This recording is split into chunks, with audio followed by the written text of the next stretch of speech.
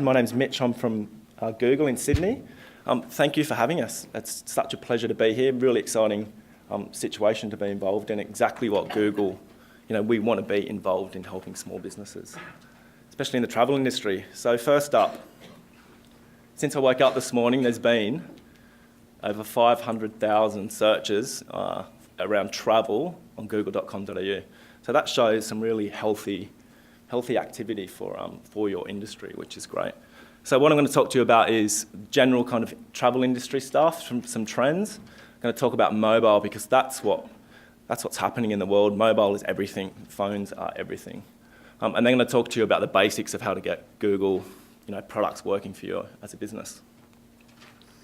So double-digit growth, that's what we like to see. Double-digit growth in an industry is very, very healthy, and across all of these subcategories is really healthy as well. So air travel, cruise travel, and hotels.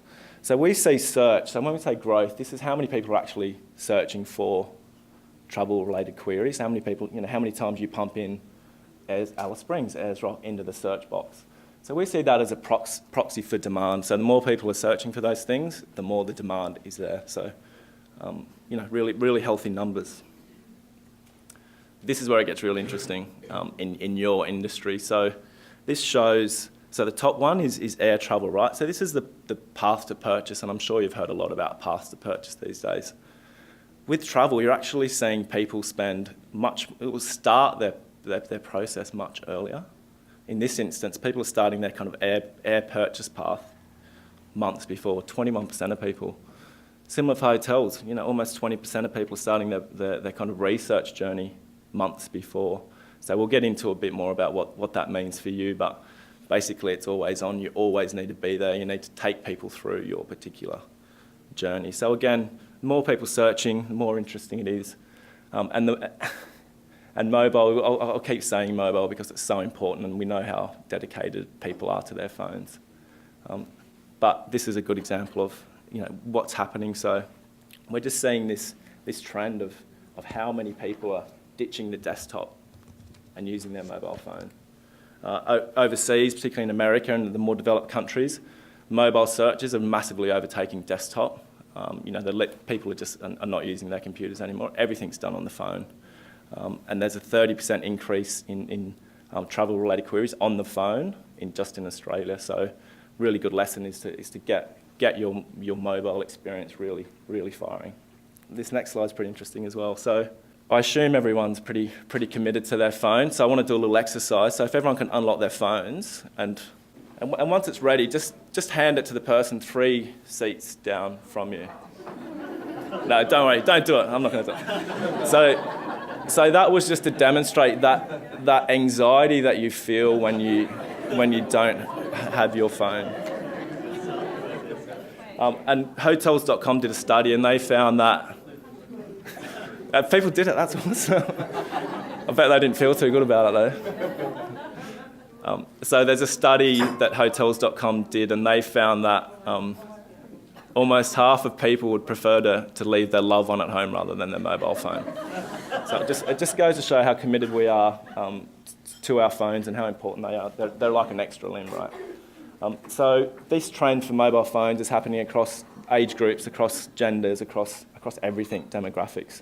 It's not really changing how we do things, but it's also changing how we behave with brands and businesses, and that expectation that we have when we interact with our phone and then the business that's at the other end of the phone is completely changing, and people expect a lot. And it's all about intent. So how many times do we have a big idea, have a conversation, have an argument, go straight to our phone with an intention to find something out? Well, it happens all the time. And so for brands, they're spontaneous and sporadic moments, but they're really important moments. So you need to work out what your moment is as a business and make sure you're connecting with people. Because that's where preferences are being shaped and actually decisions are really being made. As we can see here, people just jump to their phone. 68% turn to their phone because they had a thought or an idea. So that's about intent. And at Google, we talk about intent, and we started to see all this data come through that people are having all these different moments throughout the day. And there'll be a lot of talk about this today, about moments, and I've already said it about 15 times, but that's all right. we're going to show you a quick video which explains micro moments.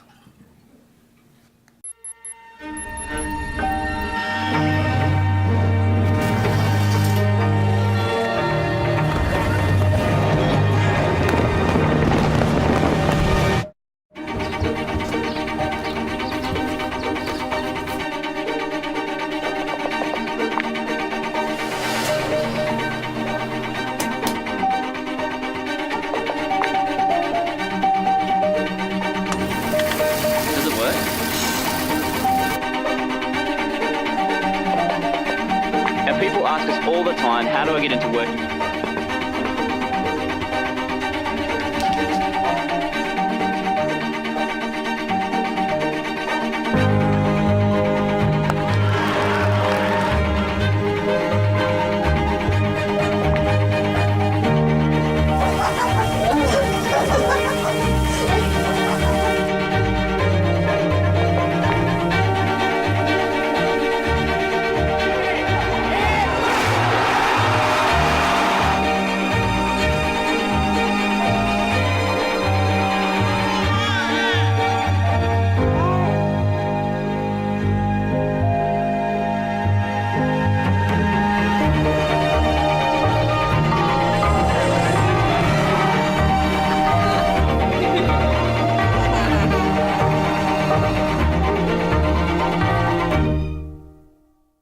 So yeah, very, very relatable, I would say, to most of us. I can more relate to the sporting moments rather than the hair drying moment, but I'm sure you can pick your own moments there.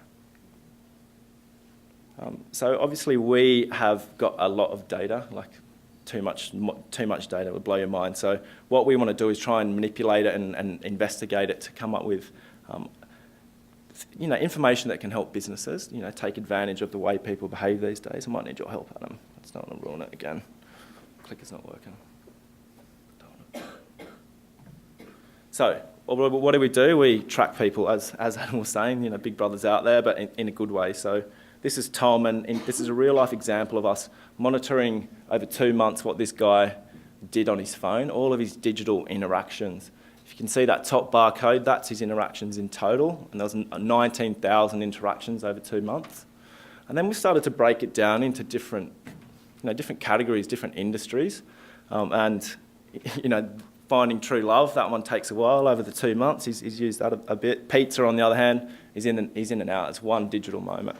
Then we look at holidays, and it's really important, obviously, for you guys that, again, people are planning. They love to.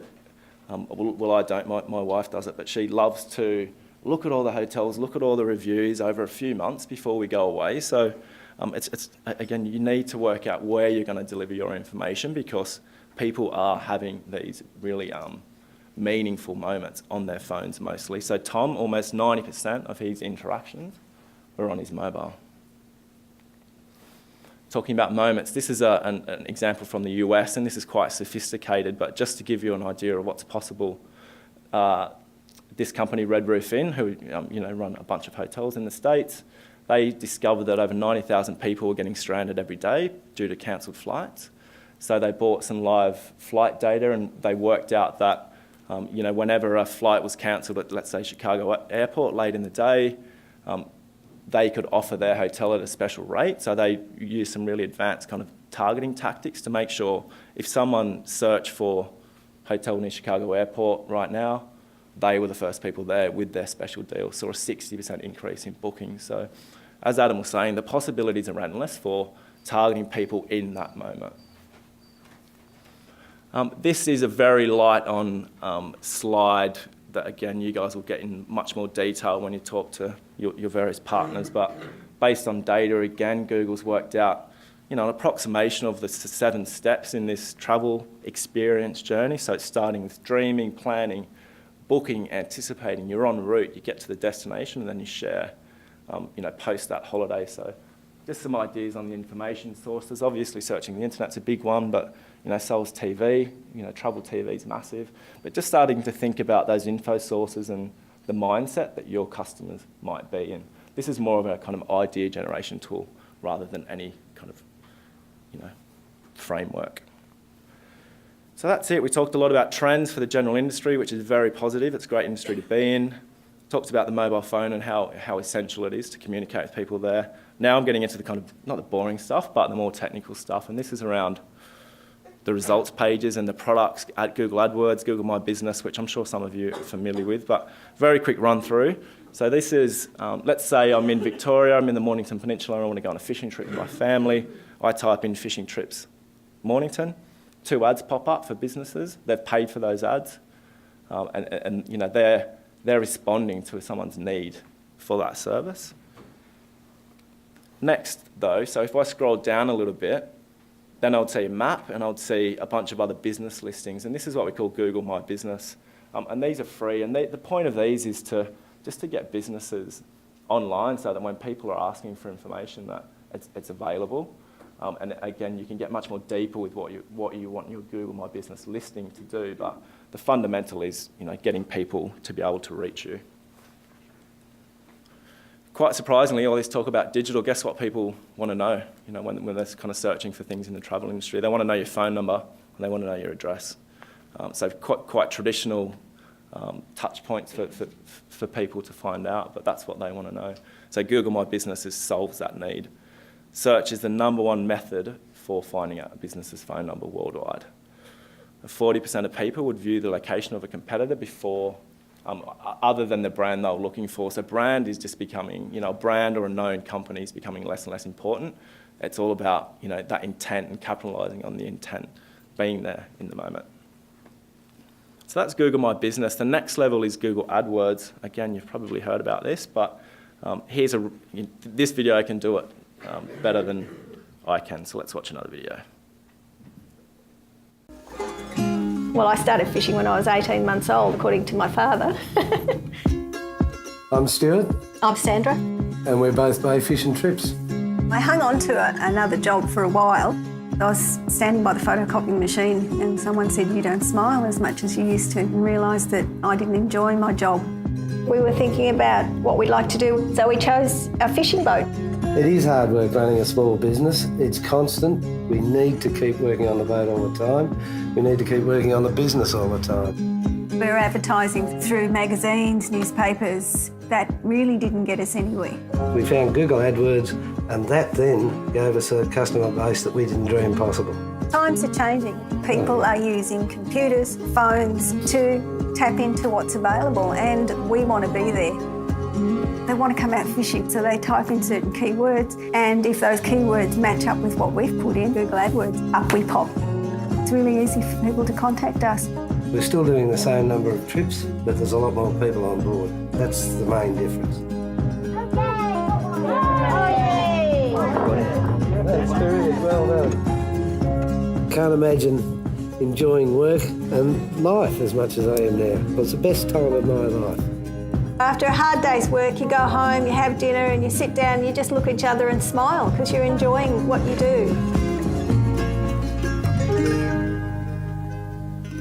What a great story, people, living their dream through a pretty simple product, really. It might seem complicated when we're talking about it on charts, but you know, if she can do it, then anyone can, and they've really benefited from it. So I'm going to wrap up really quickly, but this is an example of a more generic search. So if you want a service, a carpet cleaner in Auckland, then these businesses are in there saying, well, I want to capitalise on that person's search, so they run their ads, and then you can add a layer of sophistication. This is the important bit, and we'll cover some of the other bits later, but this layer of sophistication is kind of extensions, and again, they're free. So here's a good example of Viator, actually, but they're doing it really, really well. So seller ratings, if you've got enough people out there rating your business, then we can show the stars to show that that business is trusted and provides a great service.